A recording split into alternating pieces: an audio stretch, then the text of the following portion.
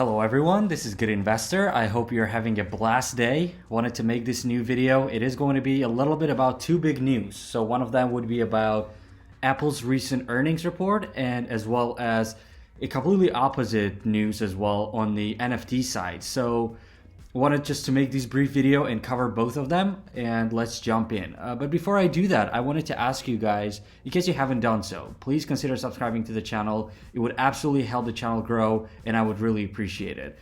And look what you've done, guys, so far. As we go to the channel right now, it is 325 of us right now. It is amazing because literally within 1 week, we increased by around 100 more subscribers. So that is absolutely phenomenal result, and I'm really appreciative of every single love that you guys are showing on this channel and all the comments and likes that you are putting on every videos. I really appreciate it. So let's deep dive into the video. So first of all, S&P 500 today was steady. It wasn't really anything major. No, it was initially going up at some point within the market, but it did drop a little bit. So we can say it was steady.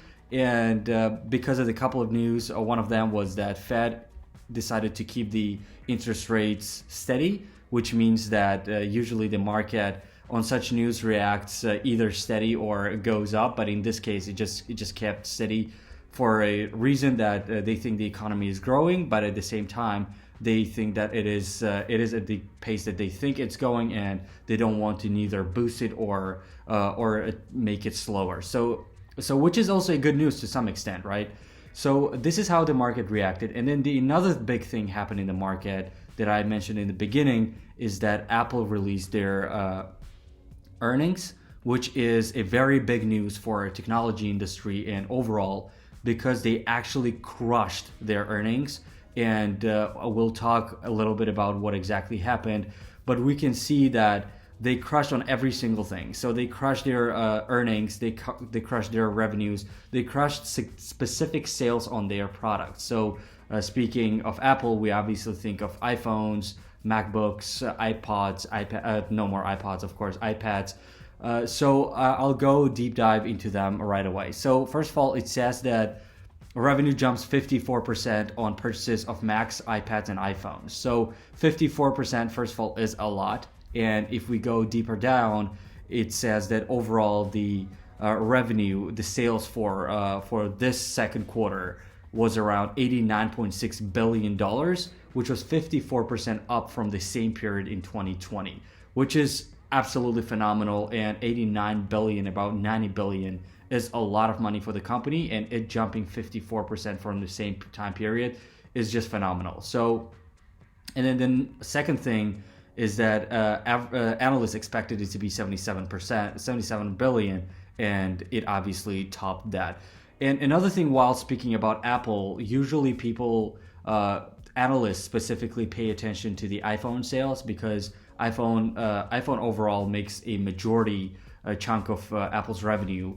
And specifically here, we can see that their iPhone sales actually surged 66% for this quarter, comparing to the same period of time last year. And last year it was actually, if you can see, it did go down.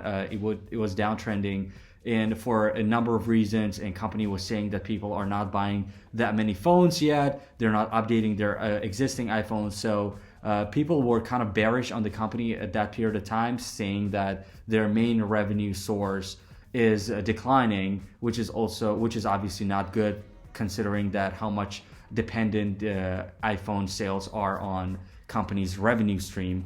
However, as we can see, it jumped, and based on this chart, we can see that it is actually at its all-time highs, about $48 billion, and another such thing almost happened in Q2 of 2015. So now it actually topped all the numbers out there. So iPhone sales are greatly impacted to the positive side, of course, and it is saying that 5G is actually a bigger impact because it became a full period for Model 12, which was where 5G was injected in, and we can say that 5G was a big impact on the iPhone revenues.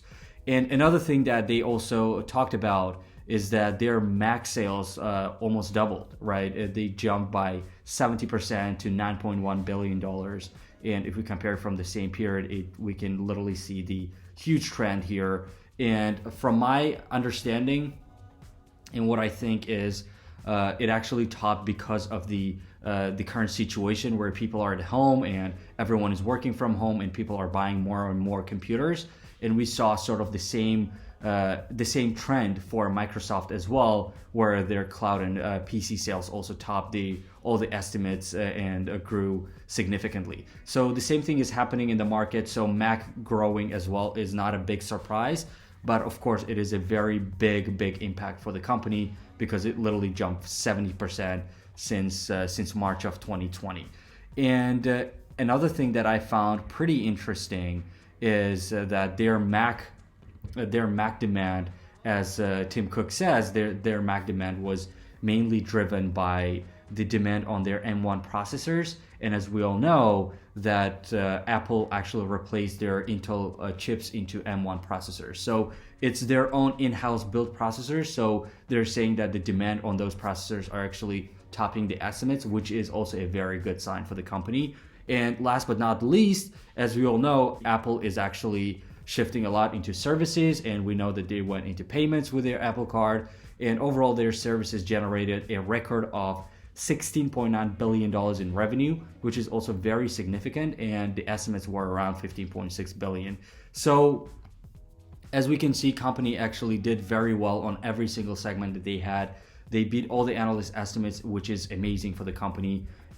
And here we also can see that the stock price also reflected the amazing earnings that they had, right? We can see that they were down within the market a little bit. People didn't know what to do.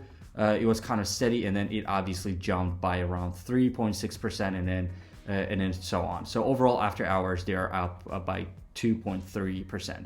So I'm very bullish on Apple, and I'm overall bullish about the technology industry. As you can see, I am not that much invested on a specific company, but I'm very invested on the technology TQQ, one of my all-time favorites, which is also a leveraged ETF that covers the technology industry.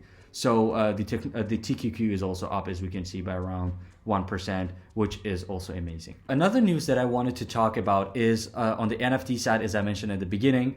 And it says that Binance, the world's largest cryptocurrency exchange, is launching an NFT marketplace. So we all know Binance because of the purchases of crypto. We all know that they are one of the largest actually, crypto exchange out there where you can buy and sell cryptocurrencies. And now they are going into NFT marketplace, which is actually, they're saying that NFTs, non-fungible tokens, are literally a type of digital assets designed to represent ownership of rare virtual items. So it's a virtual items, it's a specific code that shows your ownership, and it is stored on a blockchain, which makes it very secure. And that code is literally showing your ownership of the NFT. And essentially this news of Binance going within the NFT marketplace means that from now on, now you can create, buy, and sell NFTs. Creating is kind of a very interesting thing for me, and I find it very interesting in terms of a lot of people not only being able to buy and invest into NFTs, but rather being a creator of those NFTs, which makes it an absolute game changer. And I think this is going in a very good direction towards NFTs becoming more and more popular as people start building their own NFTs, their own art, and selling it out there. And there's no surprise that NFTs are becoming very popular, and as it became big and big, it actually soared more than $2 billion.